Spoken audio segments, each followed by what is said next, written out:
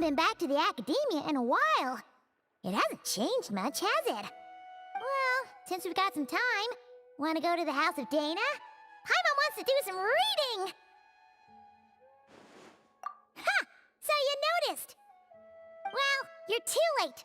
The Paimon you know and love is no more. You're looking at Paimon Plus, a new and improved treasure trove of travel know-how. Paimon Plus would like to find some new books to peruse. A gracious traveler like yourself wouldn't leave her companionless on her quest, right? Come on, this way!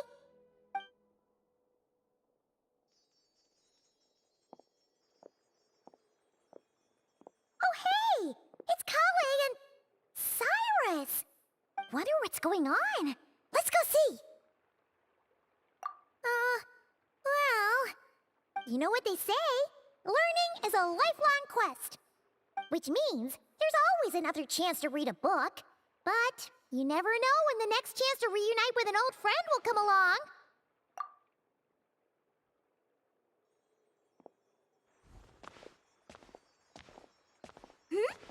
Traveler, Paimon? You're back in Sumeru? Oh, hello, you two. It's been a while. Looking to spend time with some old friends? Yep.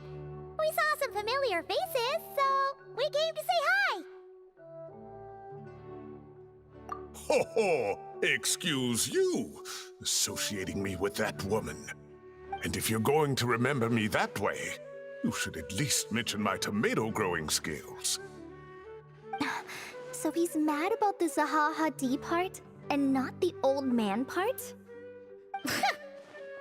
Well, Paimon's glad to see you in such good spirits, Cyrus.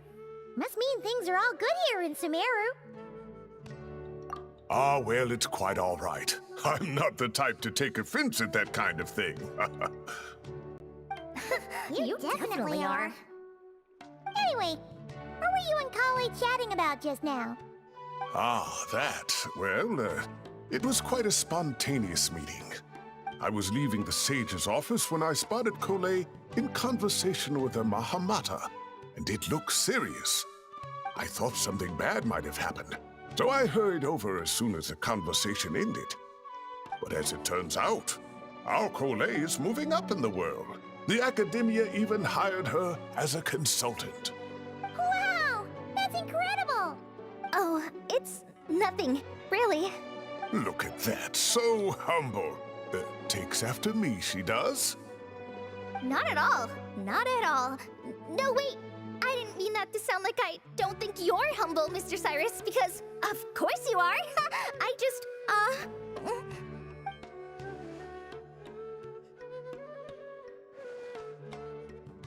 Oh, well, I wouldn't even call myself a consultant. I'm just helping out. Now that the new semester has started, a lot of students and scholars are doing fieldwork for their research. But it can be dangerous for those who don't have a lot of experience in the wild. So, the academia is planning to establish an agency that provides guidance on outdoor survival and rescue for people who need it. Oh, Paimon gets it! So, you're here to explain rainforest survival as a representative of the forest rangers! Yeah, pretty much. Of course, when it comes to tips on deciphering mechanisms or defeating monsters, that's for people who are far more senior than me to handle. And speaking of which, since we're short on manpower, the person in charge at the academia said we're still accepting newcomers. If you're interested, you're welcome to join and share your insights. Ah, seizing the moment. Well done, Kale. Recruiting someone as capable as the Traveler is a great idea. Oh, and just between the four of us, the academia has set aside a generous amount of funding for this project. Well, since Kale's thrown her hat in the ring, we should help out too. What do you say, Traveler? Great! We're all supposed to meet up in Aru Village later, so I guess we'll regroup there. I was kinda worried, since Master Tainari isn't around to help this time, but now I feel much better!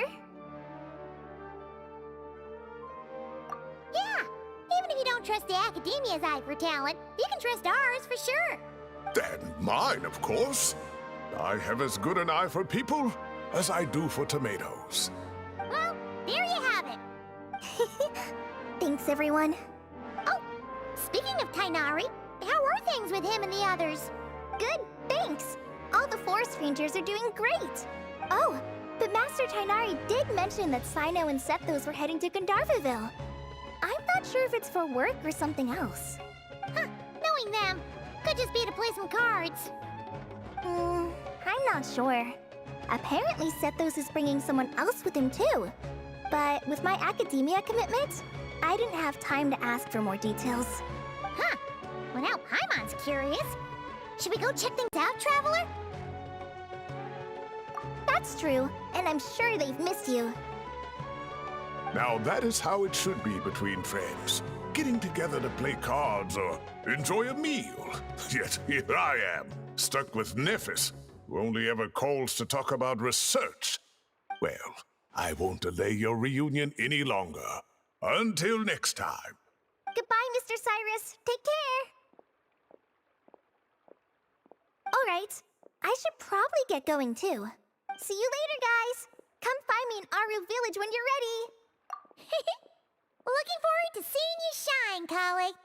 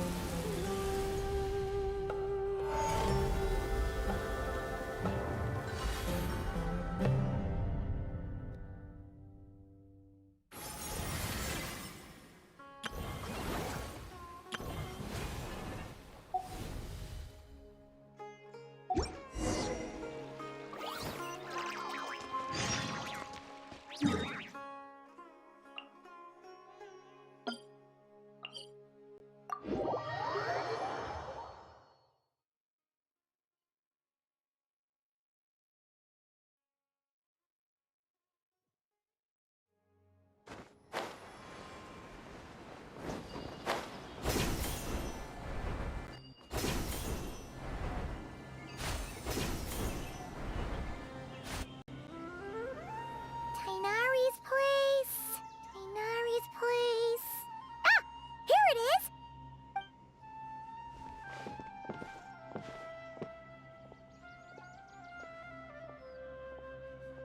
Sino! Sethos! Looks like the whole gang's here. Oh, and Layla's here too! But, oh, she doesn't look too good. Did something happen? Ah, Paimon, Traveler. It's good to see you. I'd welcome you like a proper host, but I'm a bit busy at the moment. Apologies. Ah, no need to look that worried. My observations indicate Miss Layla's condition has improved quite a bit. There's no danger to her mind. She's just fatigued and needs some rest. Excuse me for a moment while I blend some calming incense. I'll let you two explain the situation. All right. What happened was, Sethos and a few members of the Temple of Silence rescued Layla, who was out in the desert trapped in a state of delirium. She had to be rescued? Oh, that sounds bad. That's all you're gonna say about it, Sino? I mean, we don't want people jumping to conclusions. That's all I can say about it. The person involved is unable to explain what happened to her, so we're limited in what we know. Sorry. My head. Still dizzy. The moons. The moons. Exactly how many are there? She's been repeating that phrase over and over again, but she can't seem to remember what happened to her. We tried a few things back at the Temple of Silence, but we couldn't recover her memories. Her symptoms are kind of similar to researchers in the Satyavada life state. So we brought her to Tainari to see if our veteran forest watcher had any other ideas. Tainari is pretty much our last option, so let's hope he can help. The good news is, even if restoring her memory is a no-go, we can help with the headache at least. Jur was in a similar state when we found him. delirious and mumbling to himself, but he's more or less back to normal now. Sorry, I should give you some context first, huh? We should let Miss Layla get some rest. Come with me, you two, and I'll introduce you to the other victim of this incident. Good idea. I'll wait for Tainari here and keep an eye on our patient. All right then, this way.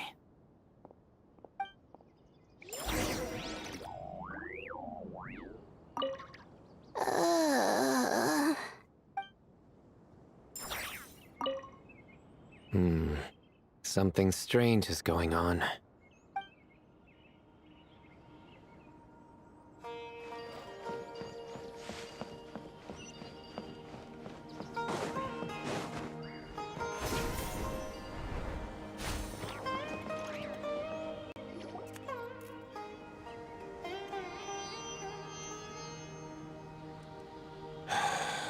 Who did the Ajalenok nut offend? I just don't get it. Hey, Jer. Still musing about Aji Lenok nuts, huh? Want me to have Sino come over and tell some jokes? Might help distract you. No. No need. I'm done. Don't encourage him. Well, sorry for interrupting the Aji Lenok talk, buddy. Next time, just say, Aji, hey, knock. Hold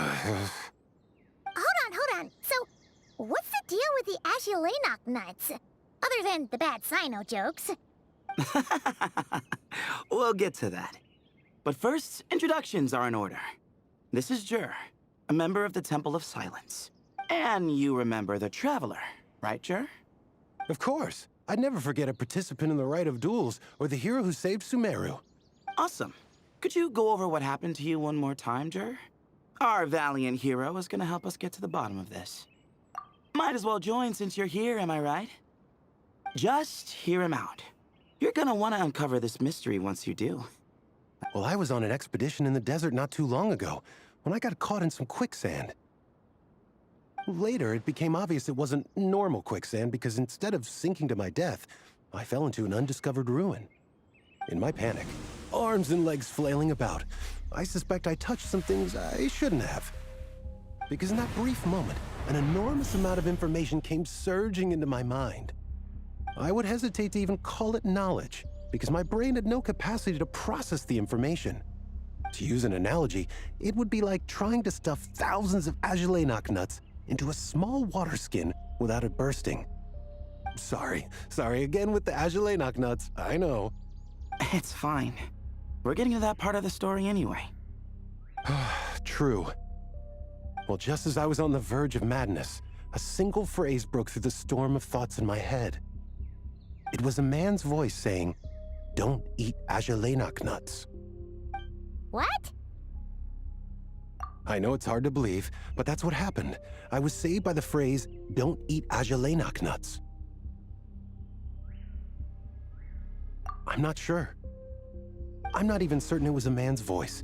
It's hard to remember now that I've been repeating it so much myself. Anyway, the good news is I no longer feel like my head is going to explode. Of course, the bad news is that phrase has been stuck in my head for the past few days. Wow. But doesn't it have the opposite effect? Like, the more you say don't eat it, the more you want to eat it? Yes, that's exactly right. Whoever the voice belongs to, I don't know what his deal is with those nuts. Well, the world's a big place. There's bound to be people who don't like sweet stuff. I suppose. Strangely enough, I'm starting to think the voice belonged not to a man, but a cat. A cat? How? That's the question, isn't it? What would a cat be doing in an abandoned ruin like that? Just as my mind was reaching its breaking point, I could have sworn I heard the sound of a cat guiding me to exit. But when I came to, all I saw was endless desert, and Sethos shaking me in a desperate attempt to wake me up. I'll admit, it was pretty terrifying seeing you like that. Staring off into space and mumbling about Ajalenok nuts. You sure don't sound terrified. Sorry. It's not that I don't care. It's just kind of hard for rambling about Ajalenok nuts to sound menacing. Now, what Layla was saying, on the other hand... That is much creepier. Exactly. The unknown is what breeds fear. Agile knocknuts are familiar. But the moon suspended above us at night? That's about as foreign as it gets. Well, we don't know that for sure. There could be a whole other world inside an Agile knocknut, with a moon of its own. Huh. I guess. Agile knocknuts are not to be underestimated. Right, yeah, of course. Won't catch me disparaging the mighty Agile knocknut. Nope. Huh. So, a similar thing happened to Layla then? Yeah, I think so. I was in a hurry to rescue Jur, so I put a marker on the incident site so we could go back and investigate. When his condition stabilized, we doubled back around to check and... Exactly. Multiple victims with the same symptoms at the same location. It wasn't hard to conclude that something is seriously wrong with that place. So, after we got Layla out of there, I had the Temple of Silence put up a warning sign at the scene and send patrols to watch the area. Speaking of, Sino, Tighnari, and I are going to head back there and investigate once Layla is stable. So, as per usual, you're here just in time. That's for sure. But there is another reason I want Sino and Tighnari involved in this. Because the story doesn't end there. Right, Jer? Oh, yes. Where was I? The Agile knocknuts butted in and I... Right. Yes, the cat. As I followed the cat noises, the voice said something else. So, there are those from Tula who still endure. I thought that was strange, of course, because, well, was the voice referring to me? Records of my ancestry are rather sparse, so I'm not sure if my bloodline even traces back to that place. That's right. The Temple of Silence's place of origin. And the home of Tighnari's people. Plus, Hermanubis, who Sino and I both share a connection to, was one of the city's founders. As the temple's current leader, if something strange happens in the desert, it's my job to get to the bottom of it. But it turns out, a lot of people have a horse in this race. And I'm not leaving any of them out. See? Knew you'd join. But yeah, that's all we know about Jer's situation. Tighnari should be done on his end. Let's head back and check on Miss Layla.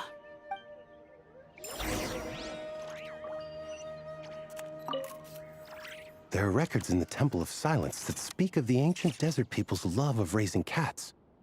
Perhaps I encountered some ancestral cat spirit, long since passed on.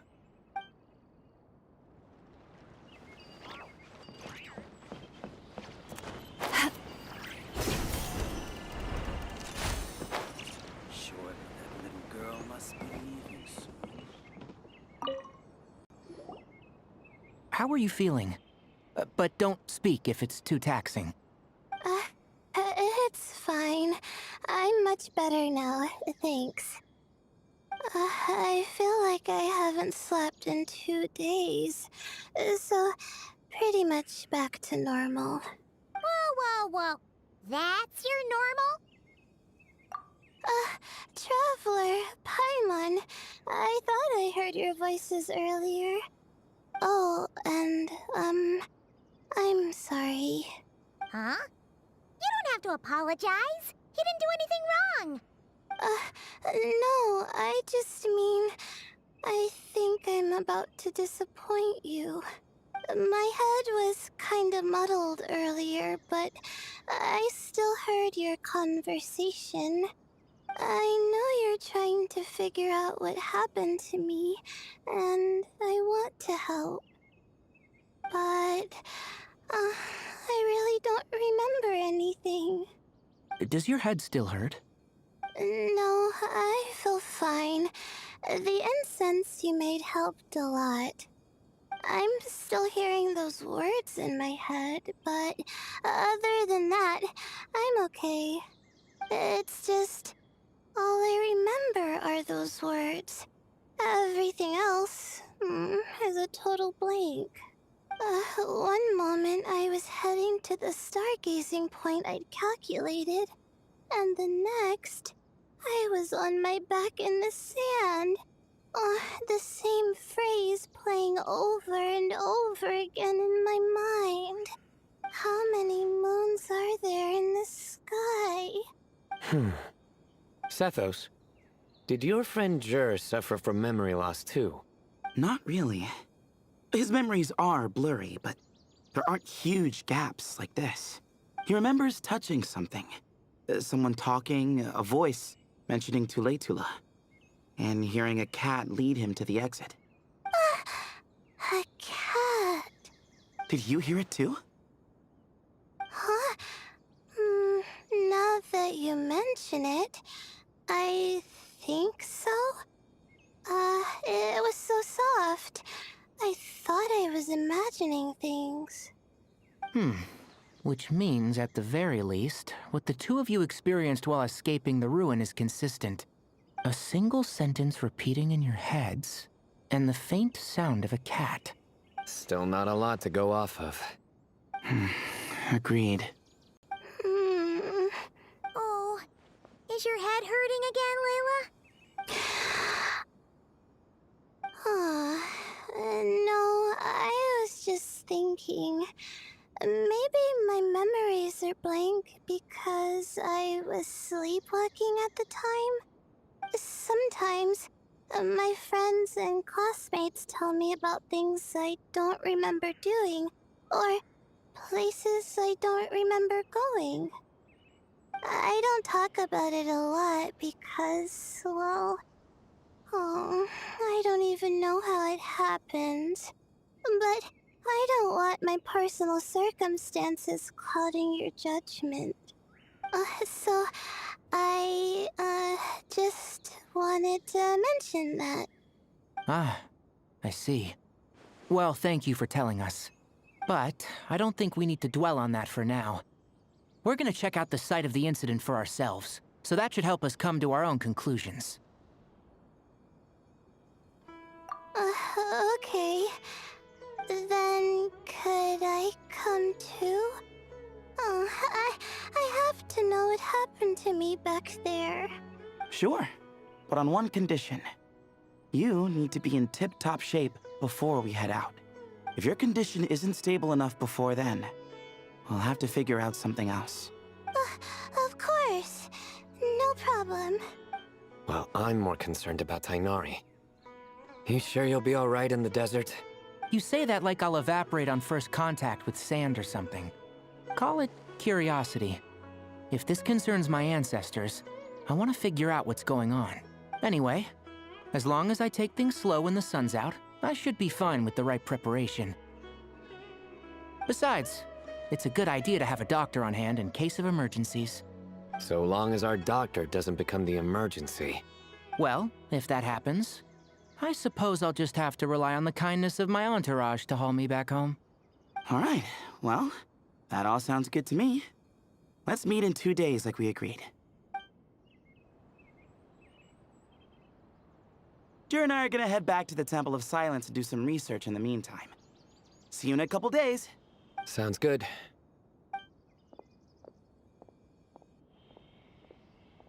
What about you, Layla?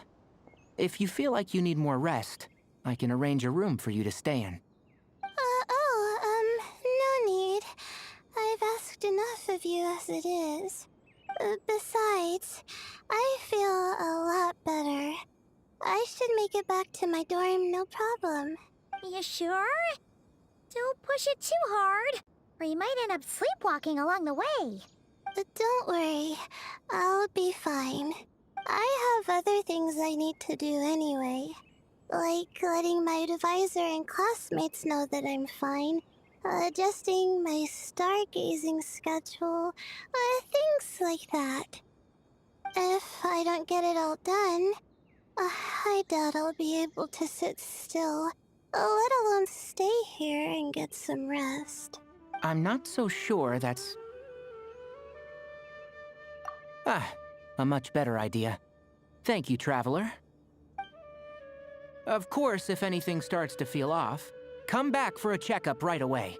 You'd better listen to him, Layla, or he'll feed you tasteless slop as a punishment. Punishment?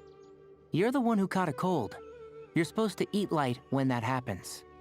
Besides, with your nose stuffed up like that, you couldn't taste anything to begin with. Huh. Is that so? And here I thought it was an in-taste-to-no issue. Should have seen that coming.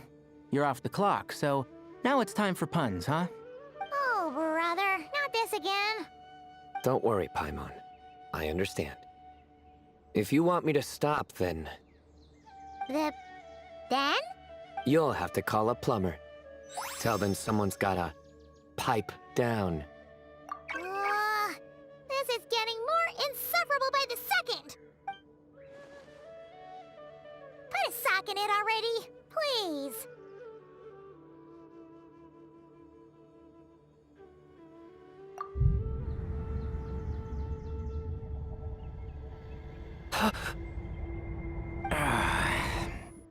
Paimon's done with this game.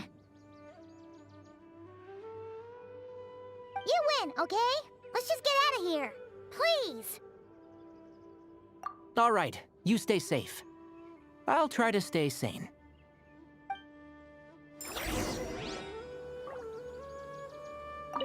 It seems your jokes have improved with practice, Traveler. Happy about that? Absolutely. Finally, someone to share the load. Ah, you know what? Akale's helping out the academia, but I haven't had the chance to check on her. Why don't you do me a favor and go do that? Hold on. I thought you were having me over for dinner.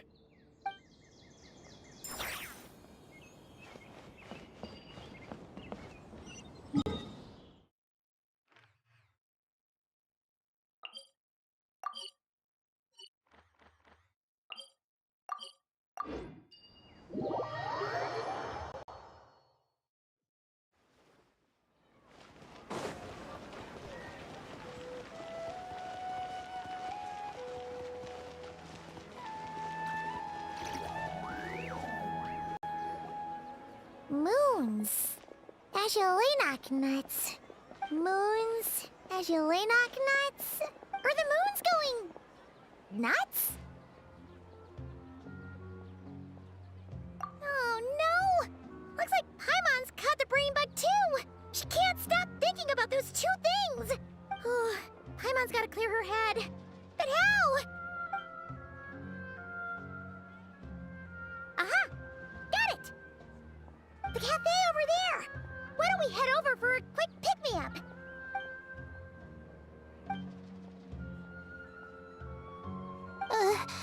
Sorry. I feel kinda tired all of a sudden. Wait! Is it because of all Paimon's muttering just now? Oh, sorry. The coffee will be Paimon's treat, okay? Hey! You make it sound like Paimon's stingy or something! Huh. Well, she'll just have to show you her true colors. Yeah! Starting now! You sit tight and take care of Layla, Traveler. Paimon's gonna get us some snacks and coffee. Be right back. Don't go anywhere in the meantime. She's pushing herself again as always. Saw right through me, huh? I apologize for the sudden emergence, but I didn't have any other options. Well, that's true. So, for our sake and your safety, allow me to fill in the gaps in her memory. That's right. Layla was already in bad shape, stressing about her new study topic, focusing on the stars instead of her surroundings. By the time she realized the danger she was in, it was too late.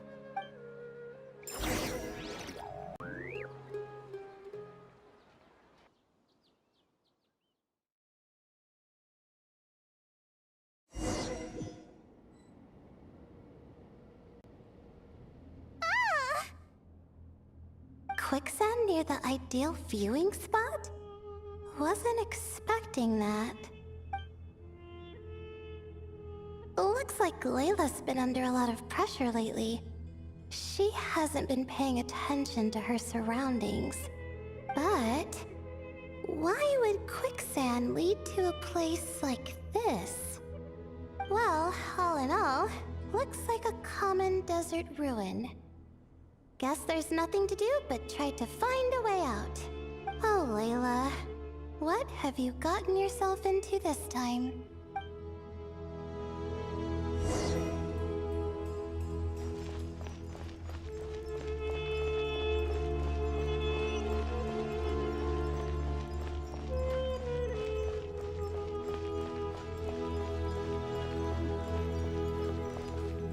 I think this door can be opened using the device next to it.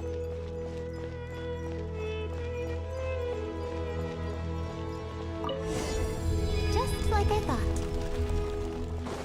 Ugh, what was that?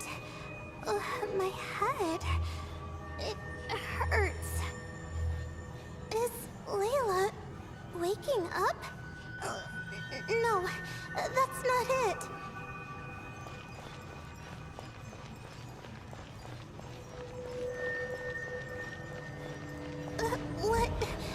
What's going on?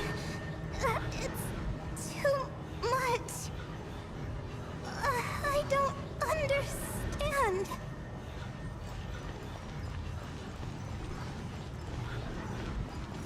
The ground is... Where am I? It's spinning.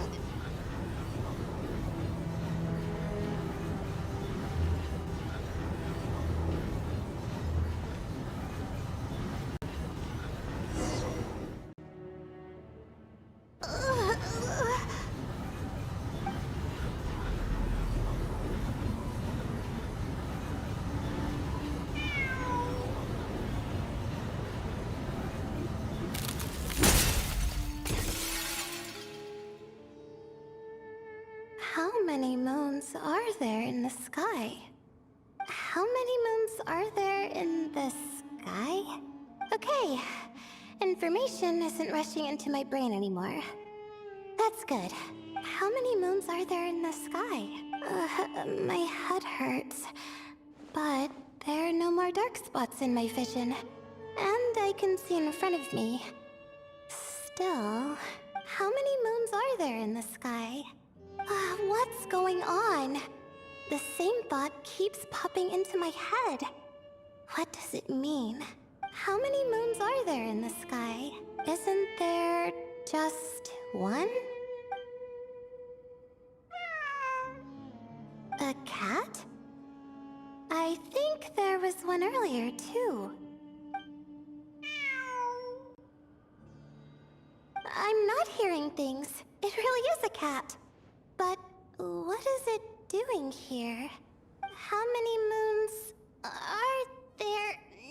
No! Stop it! Does it want me to follow its cries? Well, it's not like I've got other options. Come on, Layla. You can do this.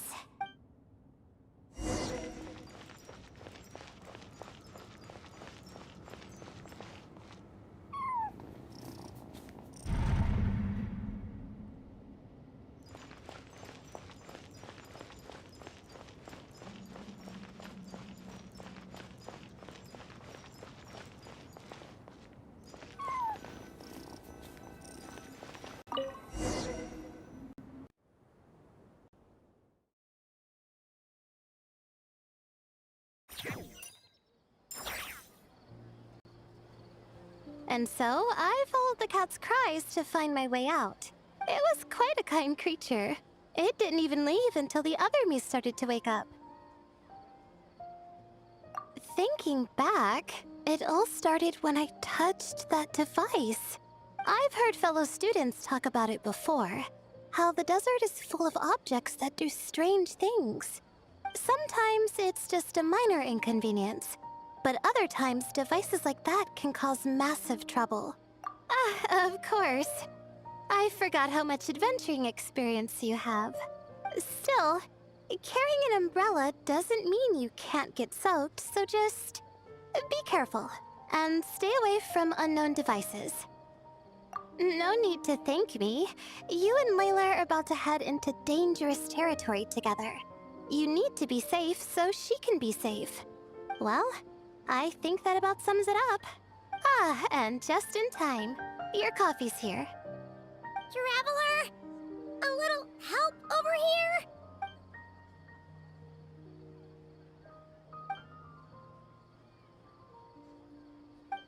Huh? Did I fall asleep? Wow! Paimon didn't even know she had such an impressive skill. Ha! Does that mean since Paimon bought this coffee, it would just make you sleepier? A beverage that puts people to sleep. Better saved for work hours, I think. What? So you can nap on the job? Who does that? Huh? Oh. Beep boop. Oops. Oh, hey them! Kave! Nice to see you! Oh, and you too, Marak!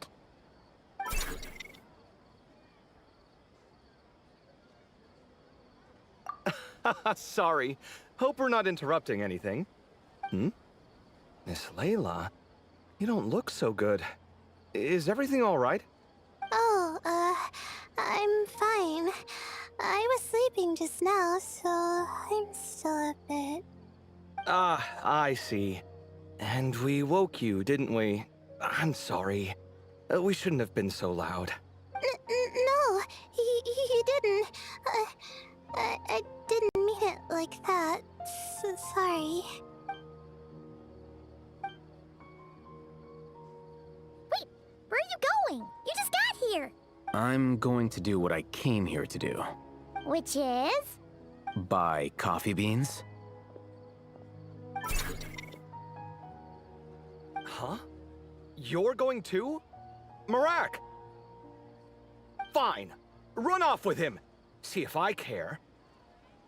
Well, looks like I get you to myself.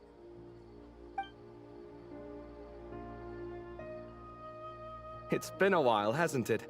How have you... So, a busy life of adventuring for you, and a busy life of academics for Miss Layla, is that right? Oh, is something wrong? Ah, the desert's not always the friendliest place, that's for sure. And from the look on your faces, I'm guessing this problem's not resolved? Don't force yourself to talk about it, of course. But I've worked on several projects in the desert before, so if there's anything I can do to help, just say the word. No, I don't have anything to hide. It's just... complicated, so explaining might take time. Ah, well, lucky for us, I've got that in spades. Yes, you have been quite sedentary recently. Excuse me? I've been going about work as normal, thank you. And, might I add, you do way less work than me. I do the amount of work that is required of me. Ah, yes, you and your stellar work ethic. The stuff of legends. Oh, now look what you've done. I've lost my train of thought. Where were we? The problem in the desert. Wait, you were listening earlier? Oh, we're giving the silent treatment now? Mature, very mature. Continue, Miss Layla. I'm curious as to how this incident unfolded. What did I tell you? This one doesn't have enough to do. Alright, well...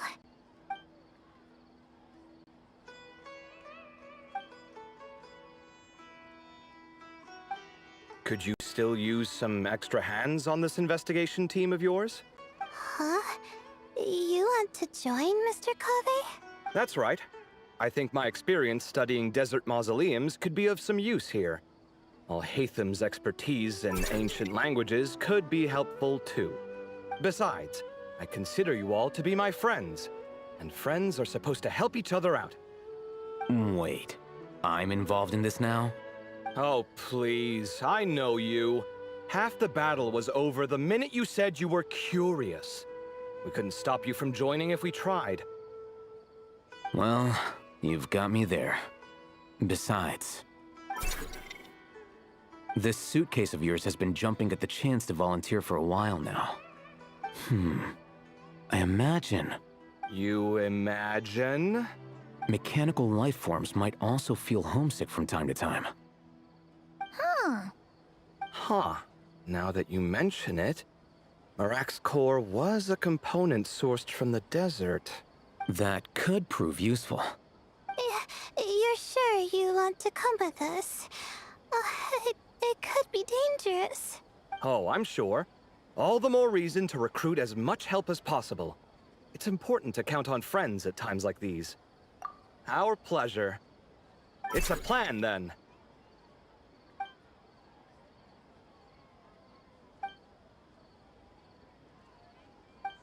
All right, we'll head back to our place to get ready.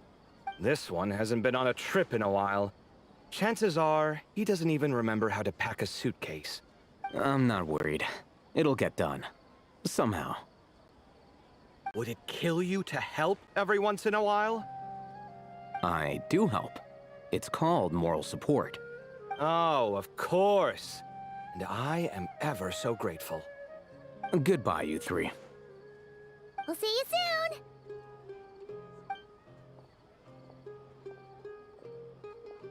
Oh, and Kaveh, your coffee beans! You were too busy glaring at Alhaitham, you almost forgot them!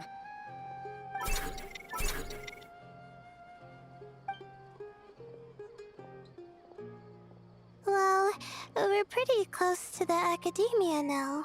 I should be fine from here. Thanks for the coffee, Paimon. I feel much better now. Right. I'll follow the doctor's orders. Or try to, at least.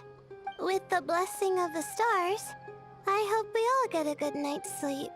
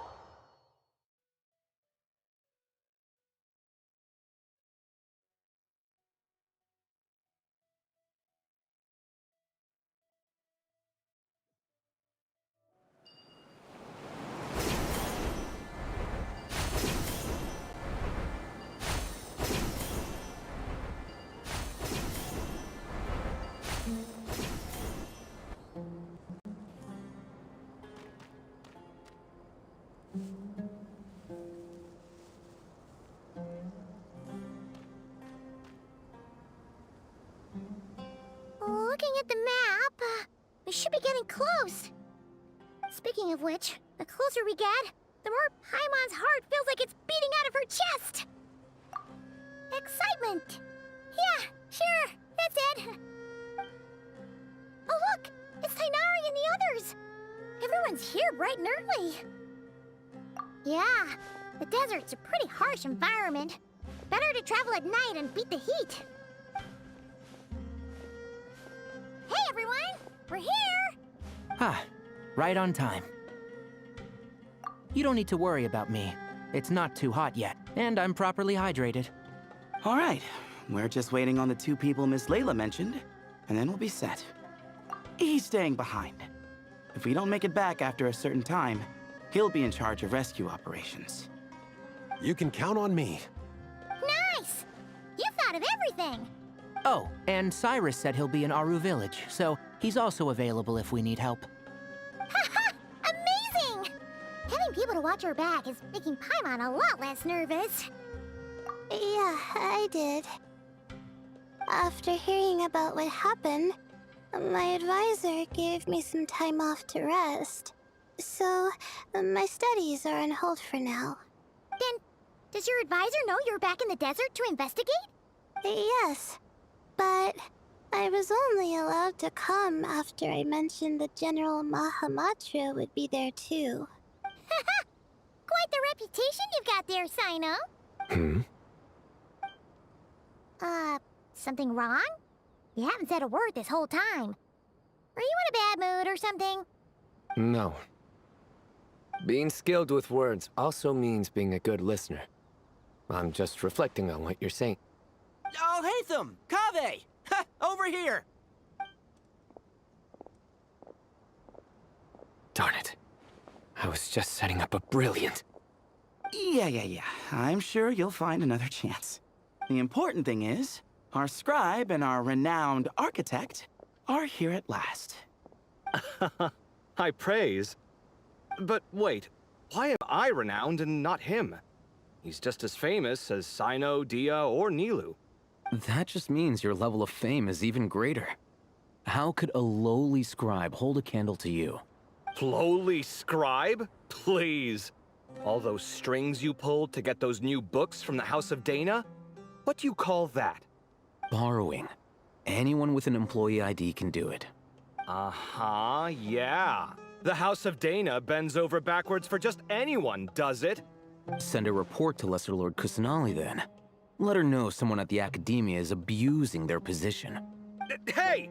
I never said abusing! Impressive verbal sparring, as always. Oh, hello to you too, Marak. Well, looks like your assistant is raring to go, Kaveh.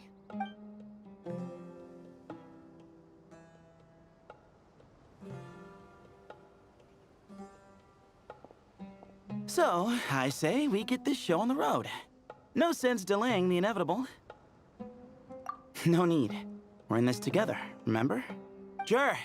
This is the entrance, yeah? Yes. Perfect. Then, if we're all set, let's get moving.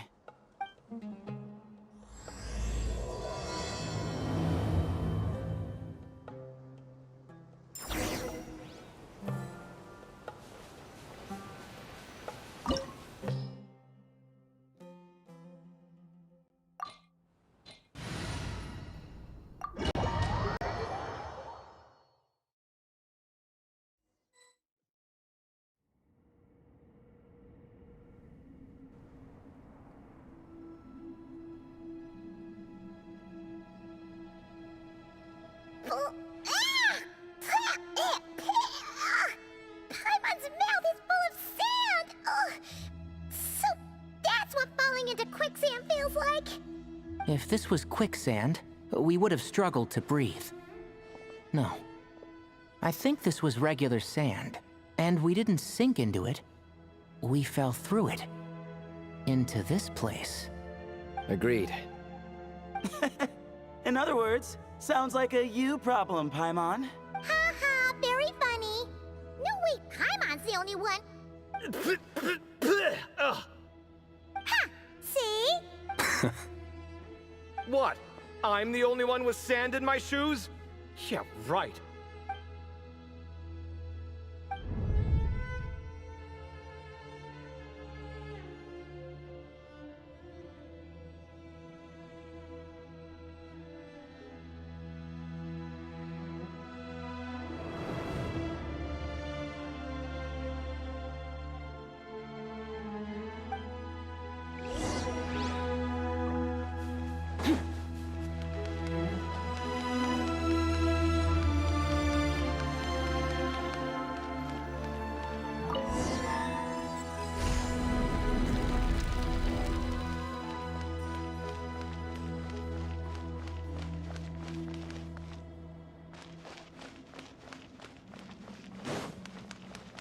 Whoa! There are monsters here?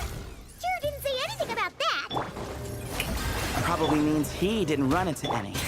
Because we're just unlucky. not the best sign of what's to come. You'll be fine. Let's just use up all our bad luck, and we'll be golden.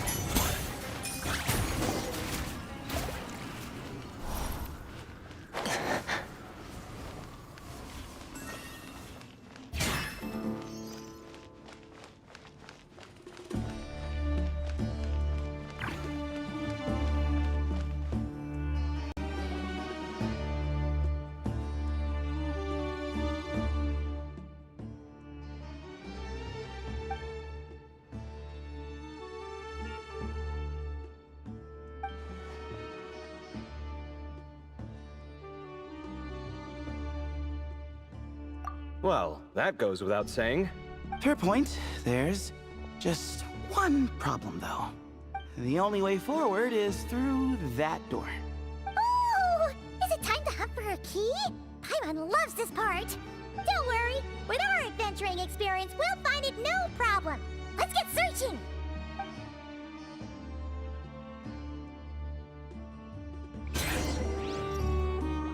Marak, wait!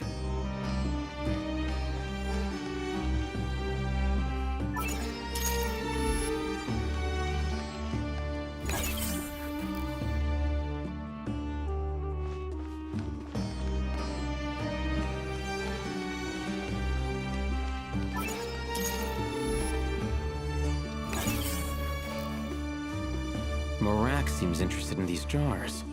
Go smash them. Ah, well, we would hate for you to have to lift a finger, your... Marak, this isn't really your old home, is it? No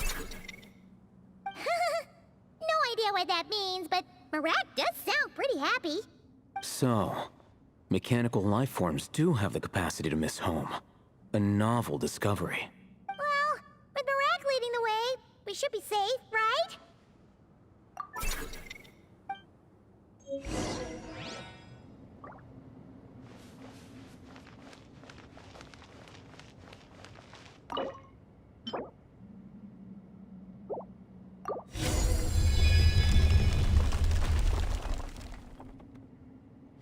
Good thing you decided to join, Kaveh. Otherwise, our investigation would have ended at that door. It was nothing that I did. You should thank Marak instead.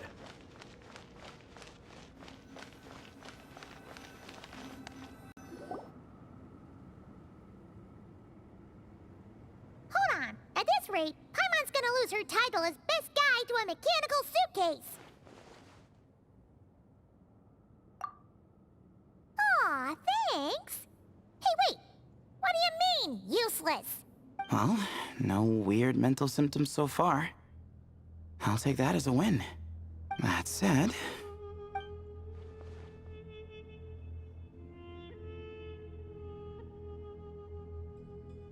There are 3 doors here.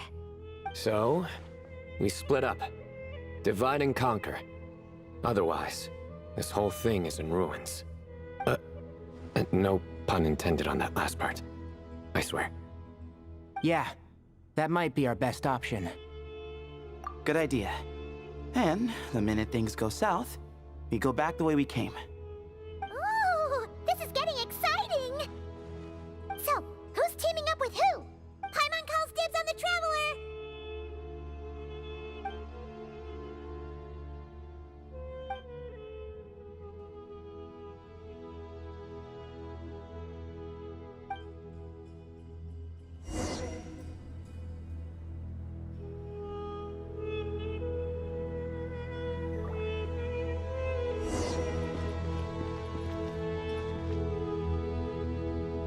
Well, this takes me back.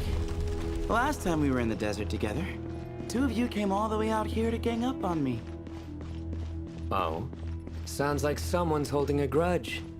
Just what I like to hear. If you're still hung up on that last one, just name the time and place. And we'll have ourselves another thrilling... duel. Huh. What's with the awkward pause? Were you expecting me to stop you from saying something stupid? You two can have 1,000 duels for all I care. after we're done here. For now, focus on the task at hand.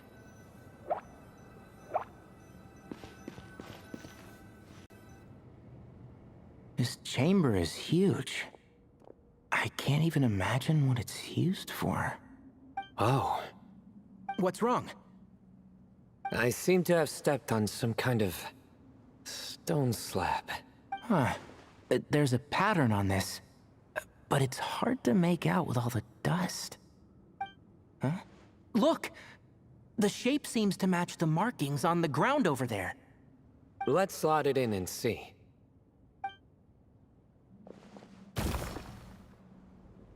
And we have a match. Looks like we need to find the other 3 broken slabs. Let's search the area, but be careful where you step.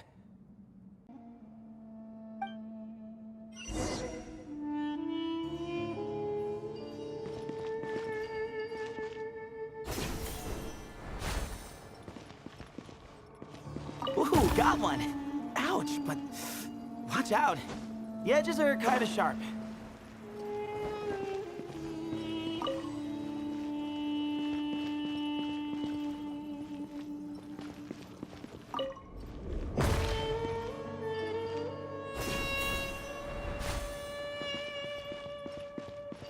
I've got the 3rd piece.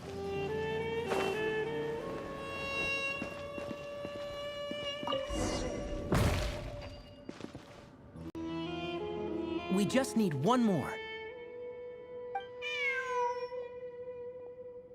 Huh. Look, a cat. Could it be the same one Jer mentioned? I don't think we need to worry about startling him. He doesn't seem afraid of people. Yeah. If anything, it seems like he wants us to follow.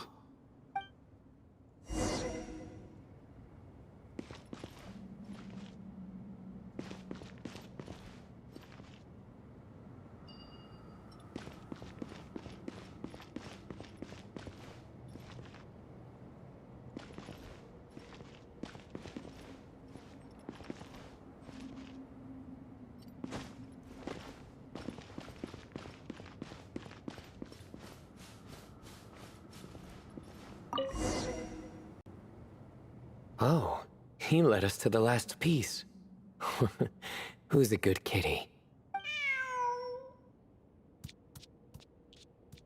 I never thought I'd hear you say something like that. You've clearly never heard how the professor talks to his tomatoes, then.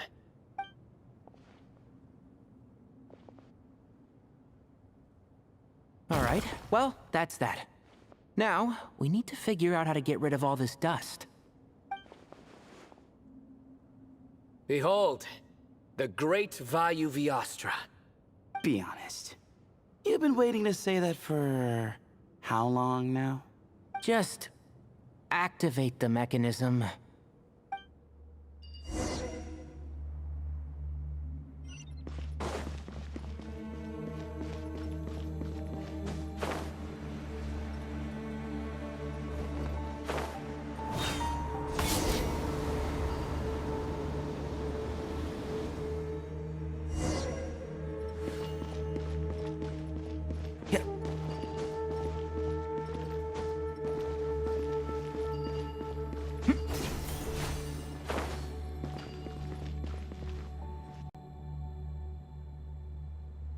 Huh. It worked. It's a picture of... 3 Hermanubises? That can't be right. The ears aren't vertical. Oh, true. And the looks fall short. My hat is much better looking.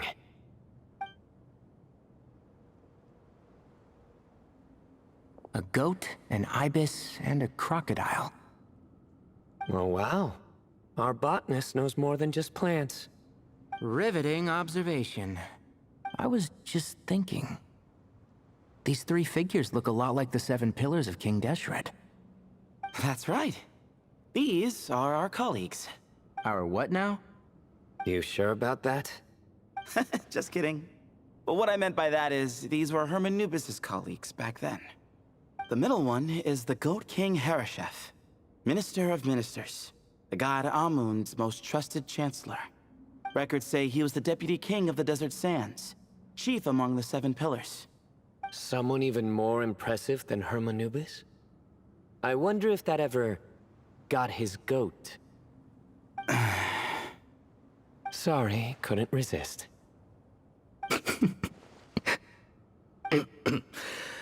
Okay, that was a good one. Wait, really? I've got so much more where that came from.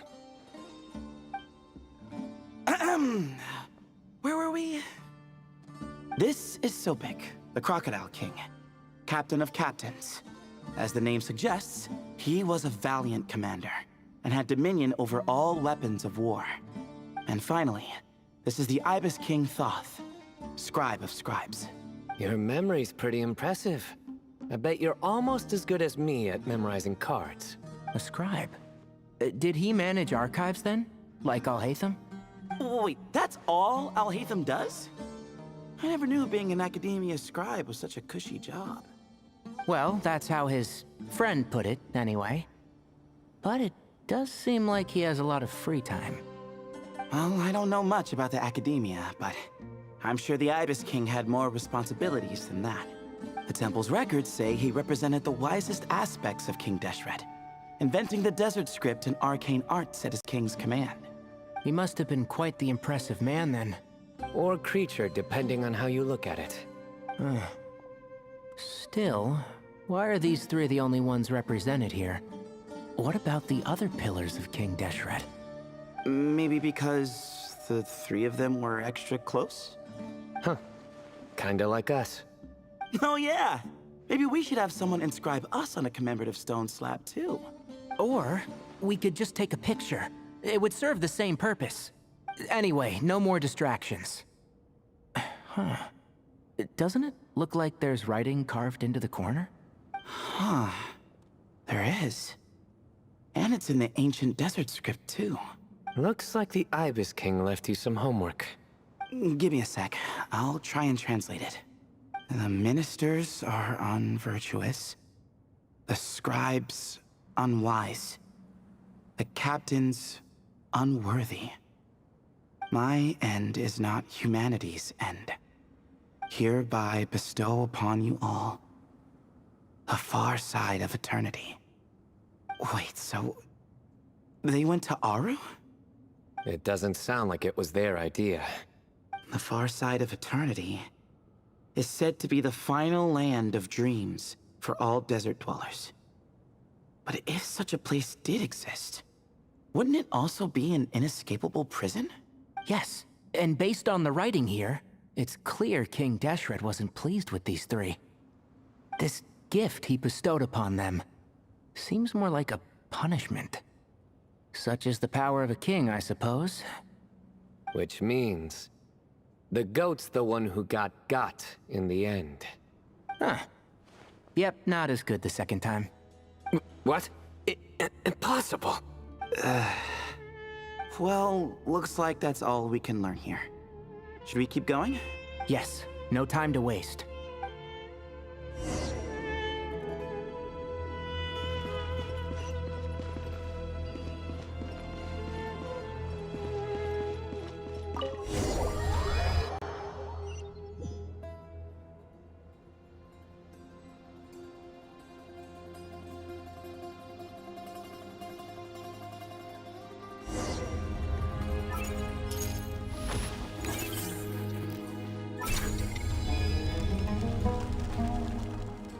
Jeez, who knew a suitcase could be so fast? Marak is nothing like this when it comes to housework. Hey, wait up! A scout's job is to take the lead. Just let Marak figure it out. Easy for you to say. I'll be the one doing the repairs if something happens. Why don't you go scout ahead then? When I think of a comeback, I'll let you know. Oh, Marak stopped. What is it? Found something? Looks like something covered in sand. Let's get it out then. Come on. Oh, it's a stone slab. Good job, Marak.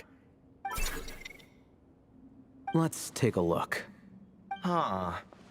Looks like this part of the picture goes over there?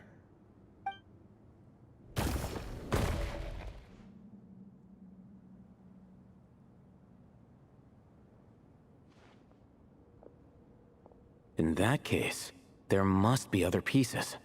All right, and let's look around. Hey! Why are you sitting down? I thought Marak was helping. Oh, so you do know what that word means. Great. Are we supposed to just sit back while Marak does all the work? No, I doubt you could do that. Exactly. But I can.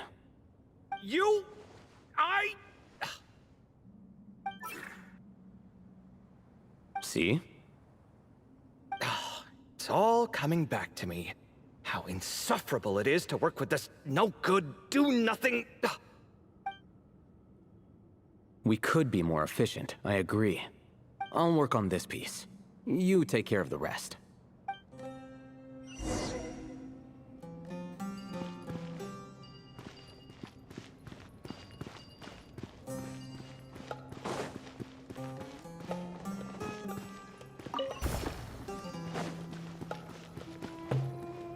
Found one!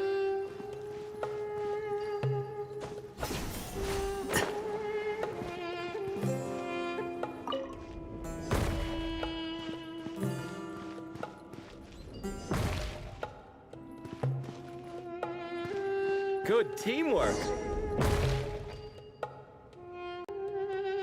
Looks like we found them all. The pieces fit together like a glove. But we can't see what's on them. Turn around. Huh? Look. Oh, I've seen this before. It can create strong winds. Just what we need to clean off the slab. Come on, let's... Hey! Don't worry about me. If I sit here, I won't be in the way. Oh, you don't want to be in the way? Then sit right in front, so the device can blow you straight back to Sumeru City.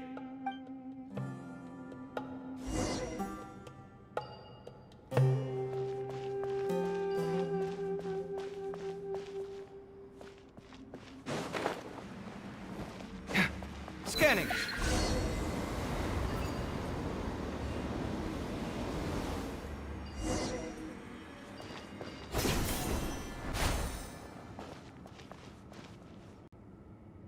Done. Huh. That's one big cat. And there's a shattered crown. I think it's depicting some kind of story. Look, there's writing too. The Ibis King answered the young noble, granting him the wisdom he sought. But the fragile crown was shattered by lies in the end. Here I leave the name, Gudars. Gudars. I've seen that name in a history book before. He was a young noble who sought to save his realm, and a king who once united the desert. That's right. Although his methods were rather shameful. During his long reign, he betrayed his family and the nobles who supported him, only realizing the error of his ways after his enemies left him nowhere to turn. But by then, it was too late. Seems like a common occurrence across history. Different people, same mistakes. It's an inevitable pattern, destined to repeat itself. The writing mentions the Ibis King, but a cat is depicted here. Does that mean... So far, what's depicted on the slab seems true to history. In which case, this cat is either a proxy for the Ibis King or a manifestation of said king himself. Exaggeration is a common method ancient records use to highlight a being of higher status. And as we know, Layla and Jur both heard the sound of a cat while escaping the ruin. You're saying the Ibis King, one of the legendary 7 pillars of King Deshret, is here, still helping those in need? I'm saying we can't rule it out. Wait, there it is! The cat!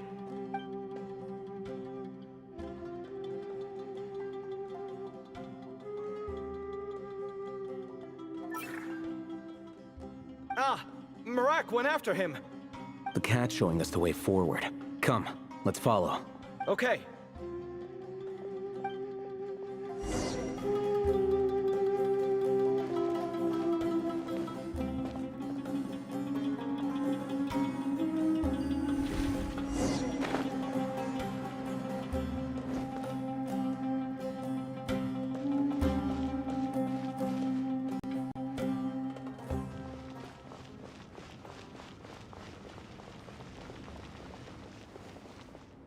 Huh. The cat's gone. Yes, but look where he led us. Oh. Another slab. It looks similar to the last one.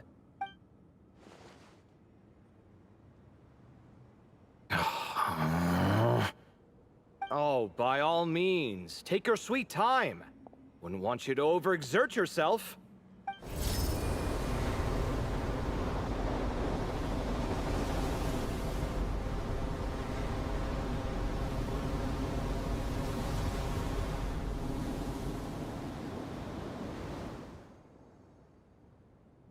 Huh. The scene depicted here... Seems to be a different tale. The Ibis King answered the gin-blooded dancing girl, granting her the wisdom she sought. But enemies plotted to kill her close kin. Snake venom was her self-chosen end. Here I leave the name. Makaira. The Temptress of Woe? You've heard of her? Of course. I don't just sit around doodling all day. She's mentioned in tons of papers about the desert. As I recall, she was given as a gift to the tyrant king of Gurabad, and later seized the opportunity to kill him. After getting her vengeance, she reigned as queen for many years, until her enemies attempted a coup, and she took her own life. That's more or less the version I've read as well. It seems this queen also had dealings with the Ibis King. Yeah, I'm starting to find this whole granting wisdom business a bit concerning. I mean, considering how Gudar's and Makaira ended up, it might not have been a good thing. But, at the same time, if the cat guiding us is linked to the Ibis King, then he doesn't seem like a villain either. People are complicated. And the same is true of the servants of the gods, no matter their wisdom or power. Let's reserve judgment for now, and keep moving.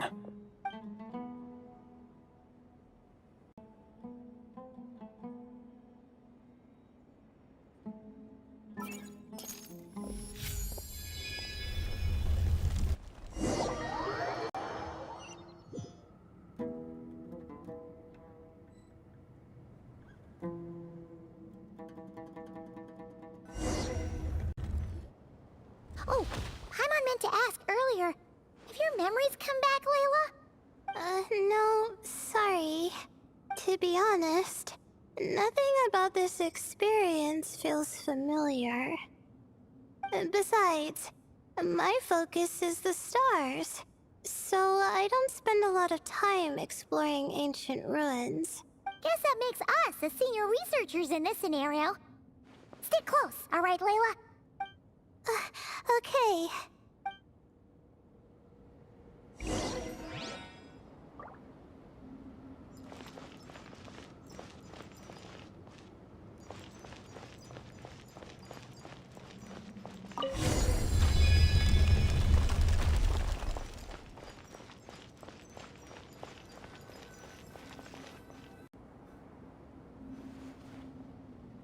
Wow. What a tall ceiling. Yeah. For such a big place, it's so... empty. Like no one ever lived here. Sure must have been boring to live in ancient times, staring at ceilings all day. Now that you mention it, I've heard some people used to draw star maps on their vaulted ceilings. Some might even make them transparent to better observe the movement of the stars. It sounds so nice. Stargazing from the comfort of your own home. Wait a second. I think I see something up there. Huh? How is Paimon supposed to do that? Oh, right. Flying. Duh. Alright. Sit tight, everyone. Adventurer Paimon will be right back.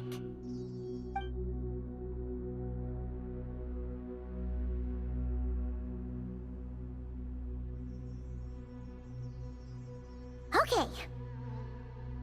So, there's nothing super special up there. Just a couple of shelves, tables, jars, and scrolls. And a whole bunch of dust, dirt, and sand. You really want to search through all that stuff? Well, when you put it that way, come on then, let's see what we've got. Paimon's hoping for something super valuable. Thanks. I'll stick close.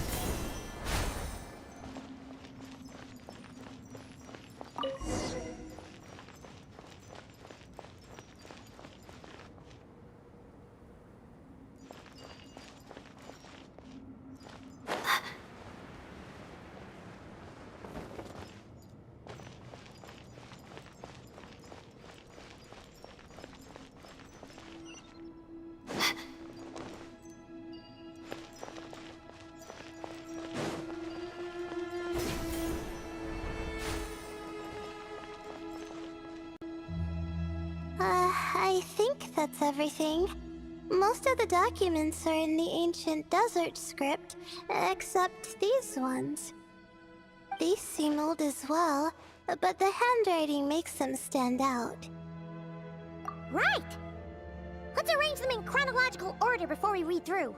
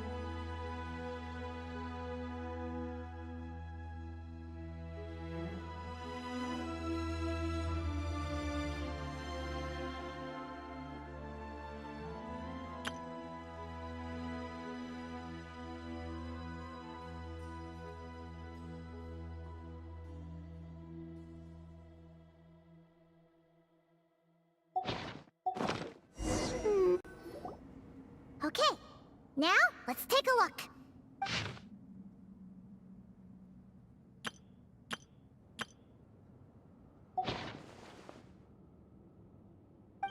Maybe this person fell in by accident, like Mr. Jur and me.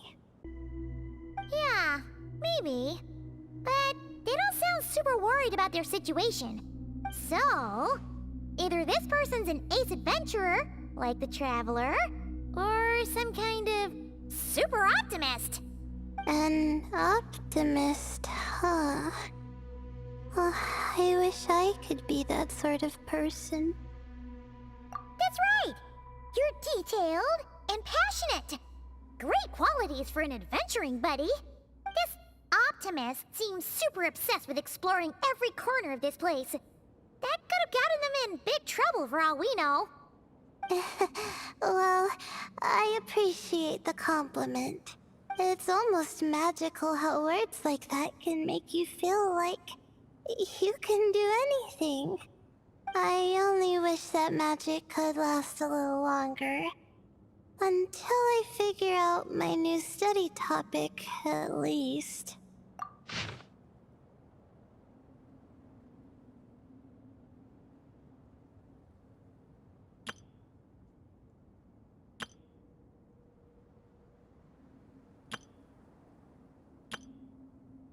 Oh, looks like you were spot on, Paimon. See? Told ya! That's what happens when you don't think things through. And all this talk about seniors and juniors, he was a student just like you, Layla. Whew, he sure talks a big talk for a student, though. You'd think he was some kind of old scholar instead. Huh. What is it? Did Paimon say something wrong? No, not at all. I was just thinking, and this might sound rude, but the way this person speaks is just so... you noticed too. I mean, it's good that he helped treat his companion's wound, but it didn't seem like it was out of kindness. More like he was looking out for his own self-interest, or thought he could get something out of it. I don't know. Maybe I'm reading too much into it. Yeah. If you're both in this dangerous situation together, wouldn't you mention them at least once? If it were Paimon, she would write down the name of every single person she was with. No one would be able to get away. Actually, I find Paimon's approach quite sensible. It makes sense from a safety perspective, too. That way, if anyone came to the rescue, the notes would be able to tell them everything they needed to know. Whoa! That's genius-level thinking! Well, I learned that from Madame Farazan, actually. I'm not speaking from personal experience or anything. Oh, no! I'm just a student. It's fine! You taught us something, so you're our teacher. Simple as that. Anyway, from the looks of things, the student who left these notes behind was pretty weird. Let's keep reading.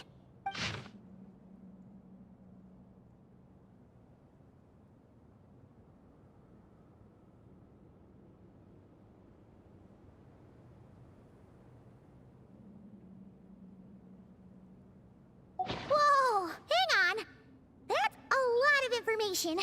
Paimon needs a moment to take this in. The Ibis King. So... did this person actually meet the Ibis King here? Sorry. Who? Jeez, not again! Stop teasing her, Traveler! You know she was asking about Nefer. Anyway, Nefer's, a friend of ours. And she's mentioned the Ibis King before, but not in much detail.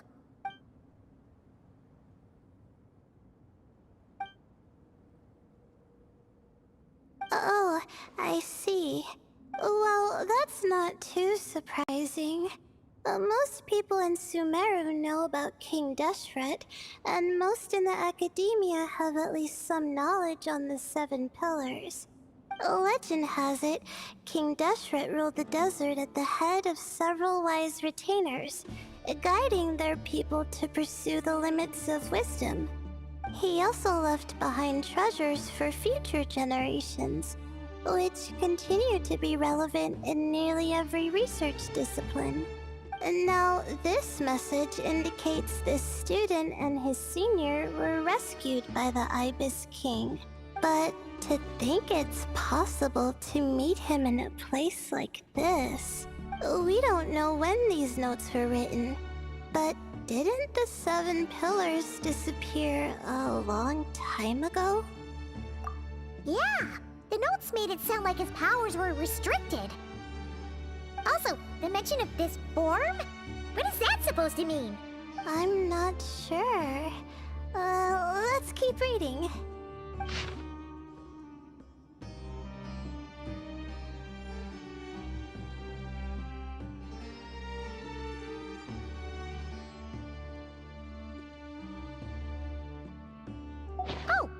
this is the last page.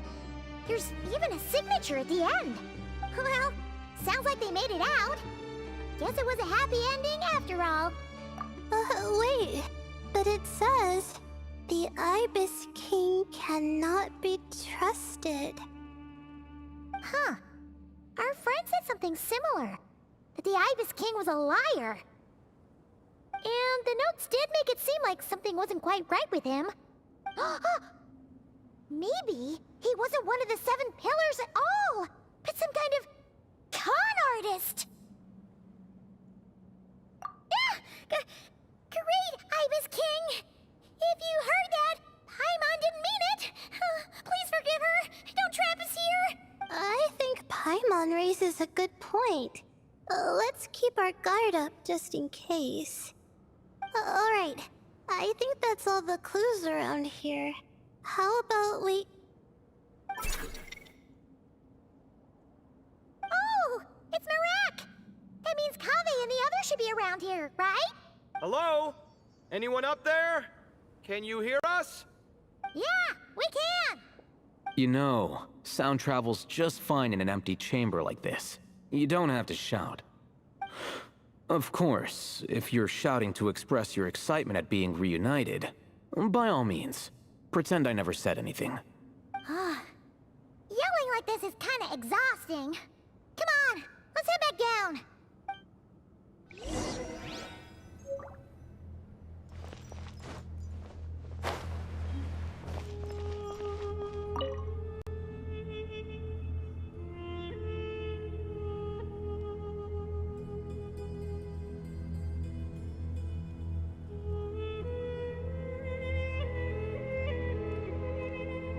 Wow, we all ended up in the same place, huh?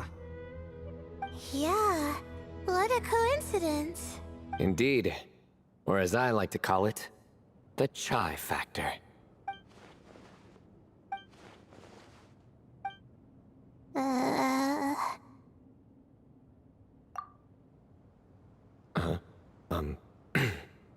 No reply? Just say it. All right. Because it's spice to sweet brew again. Oh, hey, that's a new version. Oh, wait, what? You've never heard that one? What are you looking for?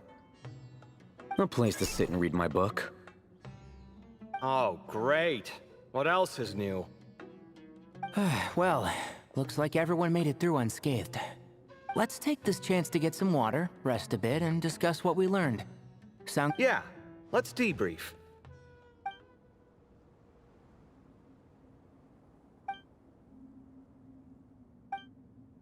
Okay, so we all learned a lot, but it feels like we ended up with even more questions.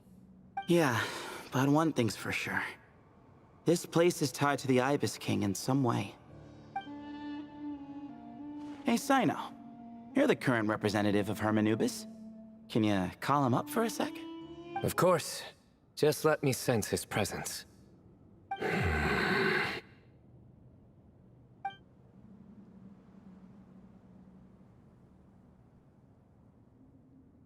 Just kidding. I can't sense him at all. Jeez, Sethos. Did you set him up for that one? What are you, a two-man act? Sorry, Hermanubis isn't like the Ibis King. He can possess me, but I can't talk to him whenever I want. Oh, truly? Does that mean he's gone? I would have liked to reminisce about old times with him. Ah, the cat! It speaks! Of course it speaks. In fact, it is not an it at all. You do... My apologies. Esteemed cats, sir? Oh, this little contraption is still here. Contraption? No, this is Marak. Which means you do his assistant a great offense. Huh? Well, I didn't mean... Well, I apologize. I wasn't referring to this Marak, but rather the thing that operates it. King Deshret was quite partial to it. I have forgotten what it was called. It must have had an official name, albeit in the old tongue. Even if I did remember, I would need to translate it into modern language. Ah, it's not important. Marock's a fine name. Even better than the original, if you ask me. Who thought of it? And the remodeling, quite well done indeed. This Marock looks much happier in its current form. Oh, and the components should have model numbers written on them. You can look them up if you're curious. This cat talks a lot. Quite the one-sided conversation. Is this what the Ibis King was like? He seems quite eloquent. I wonder if he plays cards. Ha! I knew Marak was a great name. Go me! Let's see, what page was I on again? Should have brought a bookmark. That all went over Paimon's head.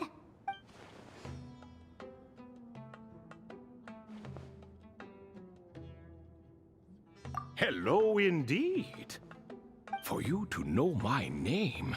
Yes, I was not mistaken. You are special among your companions. But you are all guests. It is only proper to invite you in. Come then, this way.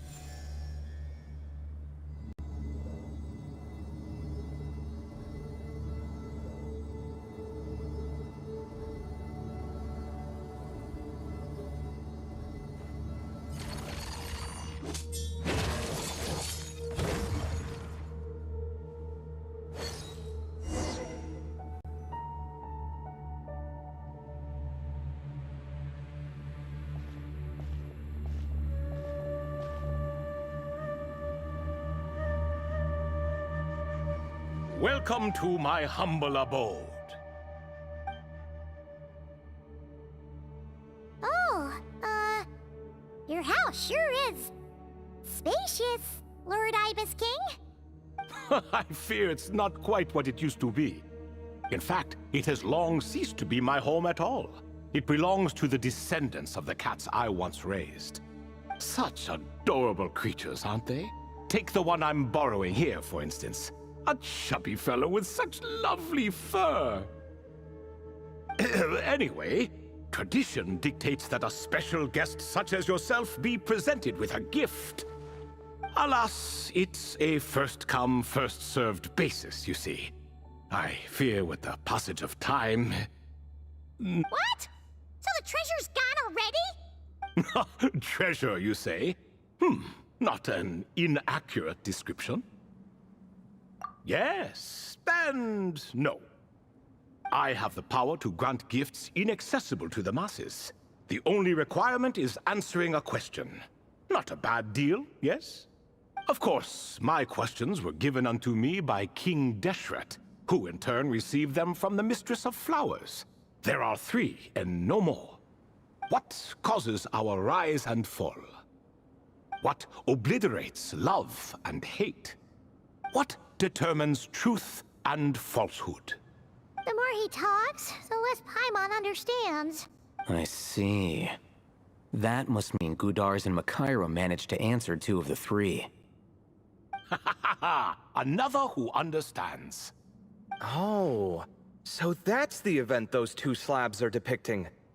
Ah, priests and their records. A singular obsession, and quite boring too. After being imprisoned within Aru, I could, on occasion, take the form of a cat to converse with those around me. But I despised speaking to them. No conversational skills whatsoever. Now, humans like you who stumble in here from time to time, you are much more interesting. Hold on, we're getting off topic again. The 3 questions you just mentioned? What are they for, exactly? Ah, that is a story that begins with King Deshret. And we're in for another long one. Nostalgia for the past is common to us all, is it not?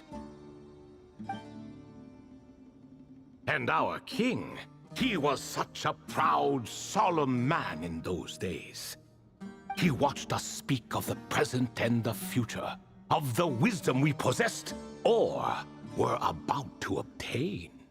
We were his proud retainers, confident in our belief that, so long as each one of us used our abilities to the fullest, progress. Yet, King Deshret's ambition was not destined to be allowed in a closed-off world such as this. So nothing went as planned. In fact, from the beginning, there were signs an outcome of this nature was inevitable. Because although there were 7 pillars, one was forever absent. Al-Ahmar would insist the Dendro Dragon Sovereign was one of us, but the dragon herself rejected that idea. Huh.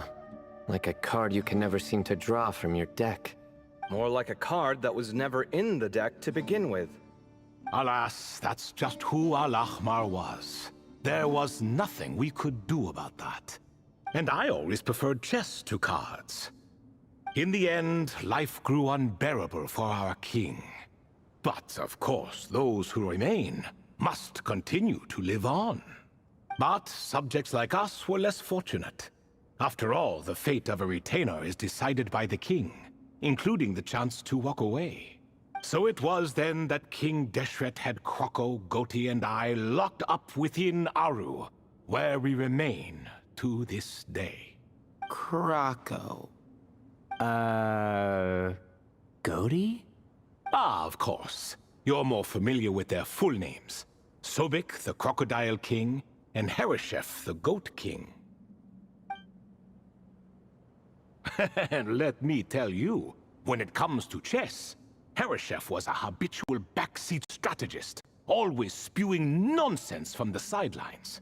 Well, Sobek was all too quick to take his terrible advice, to the point where I was the one who got accused of cheating. Chess is an exercise in patience, and that man couldn't sit still to save his life. He could never excel at that game. In fact, neither of them were good at chess. Even so, we played together often. And since I was always the winner, we got along quite well. What are you laughing at? Were we not good friends? No one's laughing. Paimon would never. No, not you. It's Goti. He's laughing for no reason again. Can you not hear him? Ah, right. Of course you can't. The two of them are inside Aru, as am I, so only I can hear them. What is even going on here? Has he, started to lose it after being trapped for so long? That does happen to prisoners serving life sentences. Speaking of which, how's Azar doing these days? I doubt he's doing much of anything. Just what I wanted to hear. What is the meaning of this? You doubt my words? I have half a mind to not talk at all. Oh, no. They're not questioning you, Lord Ibis King, just discussing other things. Please, continue. In that case, where were we? Getting to the part about the 3 questions. Hope. Ah, yes, we're almost there. Before I entered Aru, King Deshret said I could be released from my eternal seal if I chose humans who could provide the correct answers to those 3 questions. The first person who caught my eye was Gudars. I asked him, what causes our rise and fall? He answered, conspiracy and betrayal, for it renders the righteous and wise unable to succeed, and thus nations fall. I found his answer quite interesting, so I bestowed upon him the power to deceive. The second human I chose was Makaira. I asked her, what obliterates love and hate? She said unto me, I have nothing left to lose. Vengeance alone can quench both love and hate. I found this to be another fascinating response, so I granted her the power to be loved. But both of them ended up... Now then, young one, riddle me this. Did their answers point to this fate, or was it the power I bestowed upon them that determined their end? I'm just an observer who doesn't understand their circumstances, so I can't answer. A clever reply. I do not wish to comment either. It is all in the past at this point. My only wish was for their answers to be acknowledged by King Deshret's rules, and bring me one step closer to freedom. As for the final person, her fate remains to be seen, so I will not reveal her name. I asked her, what determines truth and falsehood? And found her answer quite compelling, so I bestowed upon her a gift to match. As you can see, however, I have not been freed, so it's clear the answer she gave at that time was wrong. But alas, 3 people were chosen and 3 questions were asked. So now all I can do is wait. Wait until her wisdom is in line with the rules set forth by my king. Until she has found the true answer to that question. No wonder there was no third stone slab then. Or perhaps you're just not ready to include her in the story. Though that might be a generous interpretation. Well, it's not merely because her story remains unfinished. As the remaining priests of this place left or passed on, there were none left to record the events that followed. Besides, stone slabs are few and far between in the Great Red Sands. In the sprawling desert, very few things or people even manage to leave a trace. But sometimes I can't help but wonder, if that young man from several centuries ago had been willing to answer my question, would I have left Aru by now? Wait, so there was someone else? Of course, it has been thousands of years after all. All sorts of people have stumbled upon this place, but I only chose the special ones. That young man had such a singular intelligence, though his companion, by contrast, was rather average. The author of those notes we found? The student named Zandik? Ah, yes, I think that was his name. In truth, I was unsure whether I should grant him my third remaining gift. He was, of course, exceedingly clever, but he was also mistrustful and narcissistic in equal measure, and there did not seem to be a line he was unwilling to cross. Too much power could be dangerous in the hands of someone like him, so I found myself rather relieved when he declined my gift. Oh, he turned you down? Did he give a reason? Yes. He said he didn't need it. I still remember the look in his eyes. Nothing stood out per se, and still I could sense contempt and disdain radiating from his gaze. I could not give an exact reason, but on instinct I just knew it would not end well to get close to a man like that. So, I tricked him. Stick close to your companion, I said. Only the descendants of Tulatula can come and go as they please. Leave him behind, and there is no escape for you.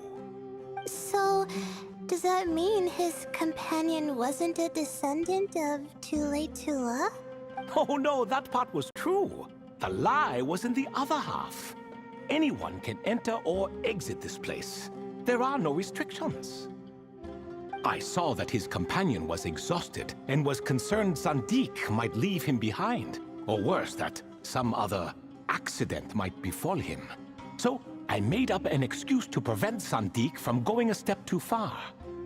Oh, and speaking of, Sandik's companion had the same blue hair and pointed ears as you. Wait, does that mean Layla's also a descendant of Tulatula? Indeed. When Hermanubis founded that city, he took in many who had nowhere else to go. Today, their progeny are scattered to the 4 winds, and indeed are far more numerous than I could have imagined. So the person you protected could have been my ancestor. Yes, yes. You're very welcome for that. Could I ask another question, Lord Ibis King? Of course. I have nothing but time, I'm afraid. Did you also save me and a man named Jur? I did. You two were quite unlucky bumping into a device King Deshret once used to measure human brain power. That contact caused more knowledge than you could handle to flood into your minds. So I replaced that knowledge with simpler, repetitive information. Of course, the side effect being the same thought repeating over and over again in your mind, but that should resolve itself in time. How many moons are there in the sky? Yes, that was the phrase I used in your head.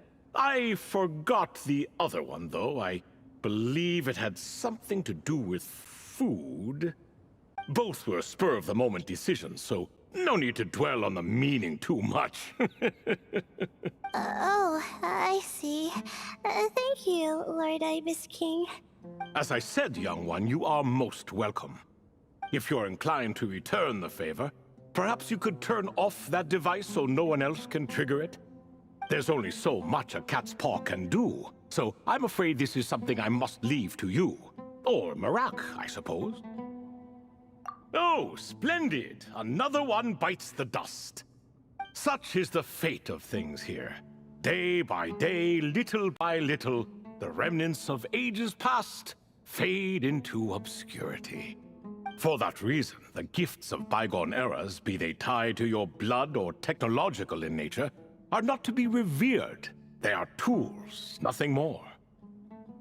Disrespectful? I simply make the most of what I have.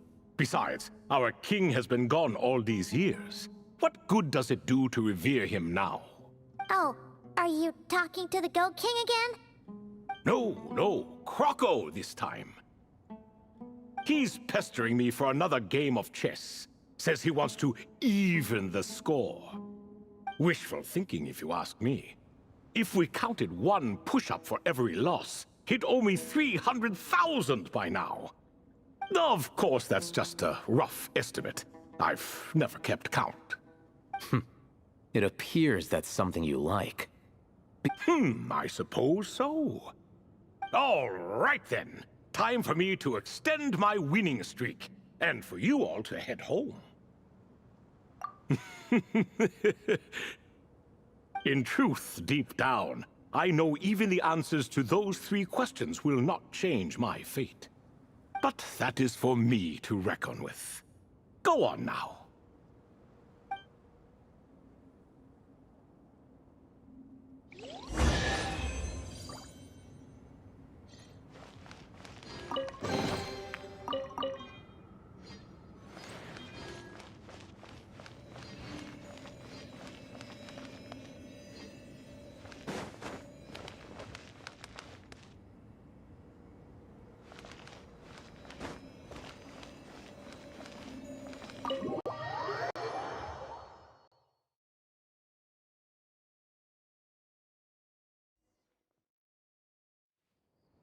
Excuse me, do you even know what time it is? I've harvested 3 crops of tomatoes while you've been gone. You're exaggerating, Professor. I'm making a point. There's a difference. The sincerest apologies for keeping you waiting, Professor Cyrus. See, that's what I call manners. Now, are any of you hurt? Nope. It went way smoother than we expected, actually. I presume the investigation is complete then. Come, tell me all about it. Oh my, did you luck out? If you've read the work from the Vahumana Dashan, you would know that the Ibis King has, well, let's call it a mixed record. Perhaps he softened up a bit in his old age, and that's why he chose to help you.